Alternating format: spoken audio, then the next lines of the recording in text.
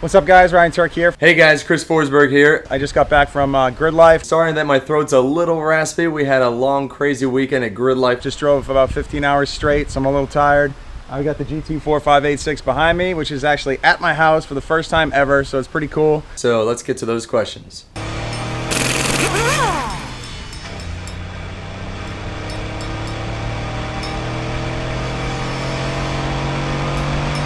First question is from Jay Xenon. What's the difference between a low mount turbo manifold compared to a top mount turbo manifold?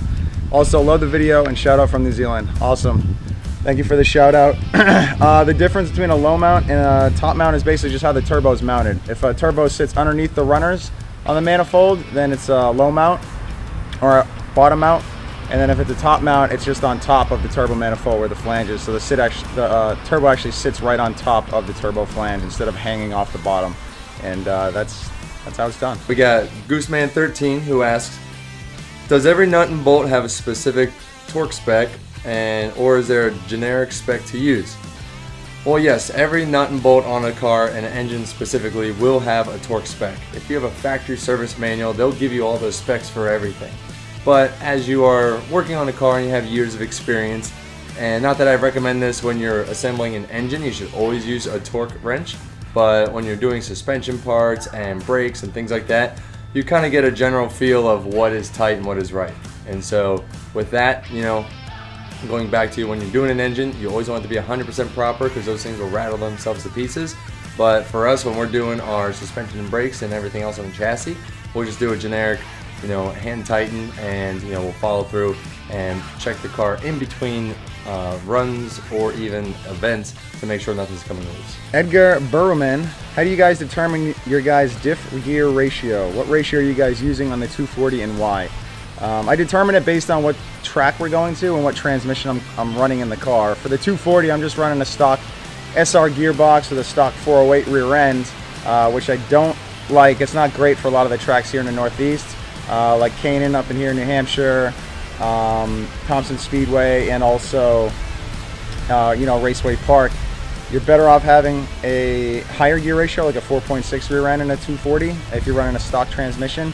But if you're going to a 6-speed transmission, the stock gear ratio is perfectly fine. So with that being said, it kind of determines on what parts you have in the car. Next question we got is, hey Chris, in the beginning of the video you were cutting up the front end of Idiot's S14. Can you tell me what the benefits of doing this for drifting and how can I do it on my Skyline R33? Well, in that car I was cutting out the wheel wells to make a little more access to the front suspension, so when you're working on the car it's easier to get to everything. The other reason why I cut it out is to get more clearance for the front wheels when you're driving at full lock. You'll notice when you look under the front end of a lot of cars, you get a lot of wheel rubbing marks on the inner wheel wells, and so what you want to do is clearance them out.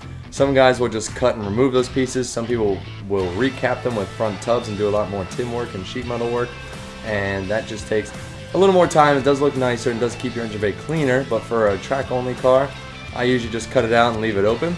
You get a hammer and knock out those seams so they're nice and flat on the back side of the wheel well, and make sure you have plenty of clearance so you're not rubbing those front wheels.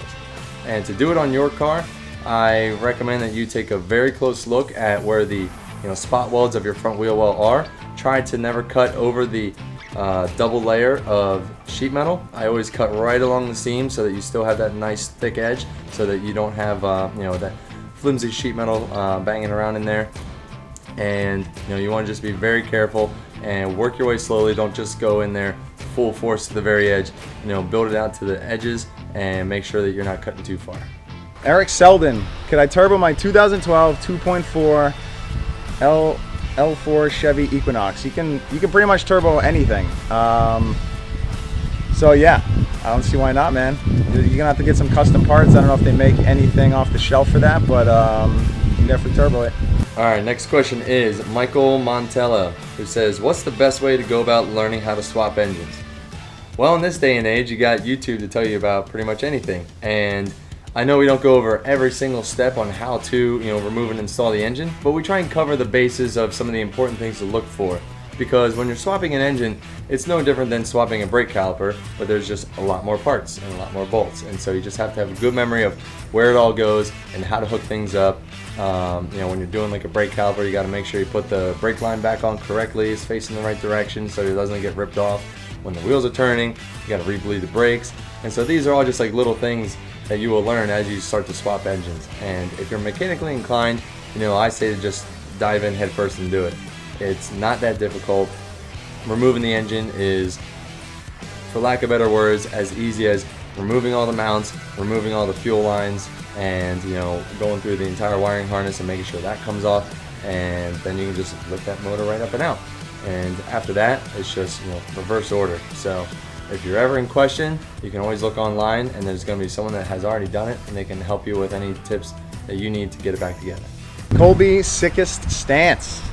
This question is, Tuerck, what kit was on your S13 back in 2013? I don't know which S13 you're referring to, so I'll go through a couple different ones.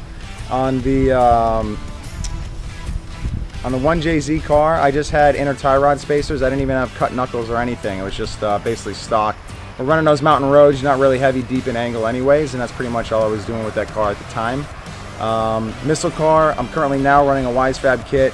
And back then, I think I just got my missile car, which had, just inner tie rod spacers as well. So I was running basically stock ass angle on everything, but it worked perfectly fine. The missile car at the time just had a stock SR in it, and you couldn't really run deep angle anyway, so it did pretty well. Next up, we got VY for Life, who says, "Hey Ryan and Chris, which wastegate is best to run for drifting, internal or external?" Now, it really depends on your application, but in the end, I would say that external wastegates are always going to be better.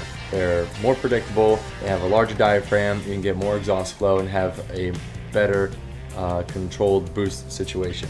And that's the whole point of a wastegate, is to control your boost levels so you don't get any spikes.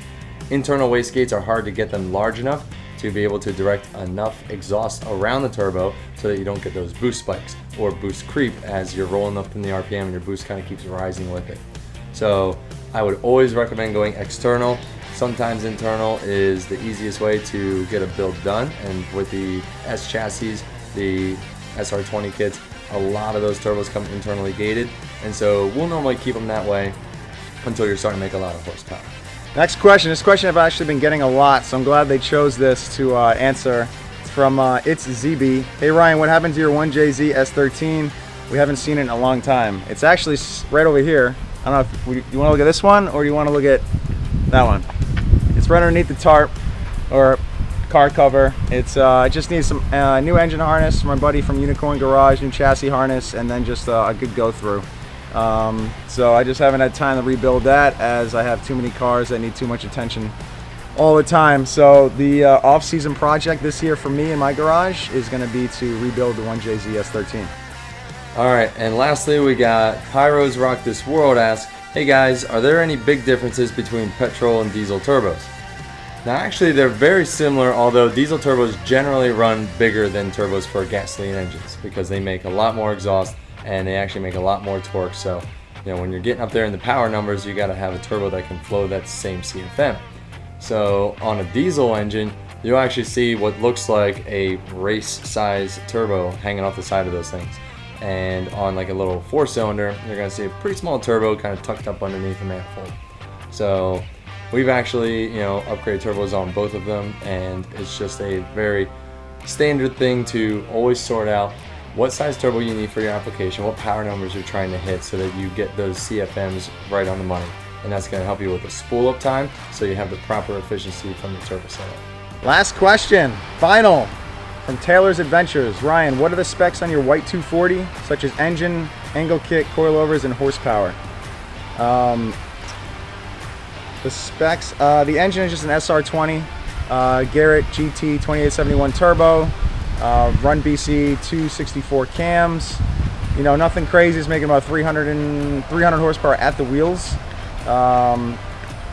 Deechworks injectors, a little fuel system upgrade on it, and then Apexy Power FC for tuning, and that's basically it. That thing rocks. The angle kit is Wisefab in the front, and coilovers of BC Racing, the BR series coilovers. So it's a really good setup, really good base for a missile car. And I wish I had like maybe 30 more horsepower, which I'll probably do, but I'm gonna have to put some race gas in it just to be on the safe side. So stay tuned for that. It's gonna be a good time. Well, that's it for this week's Drift Response. Thank you guys for all the questions, comments, the views, support, everything. Stay tuned for next week when we drop a new episode of Drift Garage. See you then.